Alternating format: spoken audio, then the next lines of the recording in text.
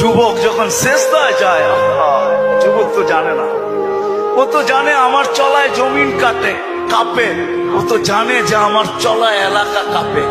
হায়, ও জানে না ওর সেজদায় যে আরশ কাঁপে, এটাও জানে না।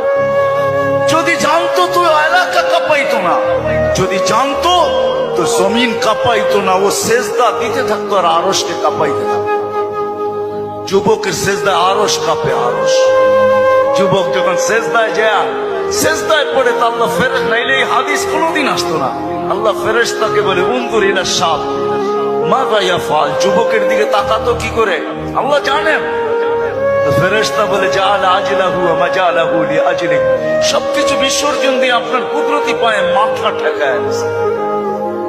আল্লাহ বলে হাদা আবদি হাক্কা, এ আমার পারফেক্ট বান্দা। ইন্নী উবাহি বিহিল মালাইকা, তোমাদের উপরে আমি একে নিয়ে গৌরব করি।